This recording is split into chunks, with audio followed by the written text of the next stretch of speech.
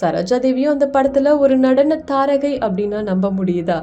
வெறும் அதிர்ஷ்டம் மட்டும் இல்லாம அபாரமான திறமையும் ஒளிஞ்சிருந்ததால தான் அவங்களால துணிச்சலோட நடனம் ஆடவும் முடிஞ்சது. பூலோக ரம்பை, திருமணம்னு 2 படங்கள்லயுமே நடனம் மட்டும்தான் அவங்களோட பங்களிப்பு. திருமணம் படத்துல சரோஜா தேவியோட நடனத்தை பார்த்து ரசிச்சாரு இயக்குனர் கே சுப்பிரமணியம். அதனுடைய விளைவு தான் அவரு கன்னடத்துல இயக்க இருந்த கச்ச தேவியானி படத்துல கதாநாயகியா நடிக்க வாய்ப்பு கிடைச்சது.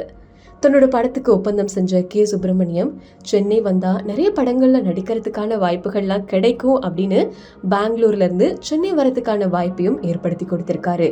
கே சுப்பிரமணியம் மேலையும் அவரோட பேச்சின் மேலையும் நம்பிக்கை இருந்ததால சரோஜா தேவியோட தாயார் ருத்ரம்மா தன்னோட மகளை கூப்பிட்டுட்டு சென்னை வந்திருக்காங்க. கச்ச தேவியானி கன்னட பதிப்பு படப்பிடிப்பு சென்னையில துவங்குச்சு. சென்னையில கச்ச தேவியானி கன்னட படத்தோட படப்பிடிப்புல கலந்துகிட்டு நடிச்ச நடிகை சரோஜா தேவி நேரம் கிடைக்கிறப்ப மெட்ராஸை சுத்தி பார்க்க ஆசைப்பட்டிருக்காங்க. அவங்களுக்கு தோழியா கிடைச்சவங்க இயக்குனர் கே சுப்பிரமணியத்தோட மகள் Padma Subramaniam. Taste the Daily.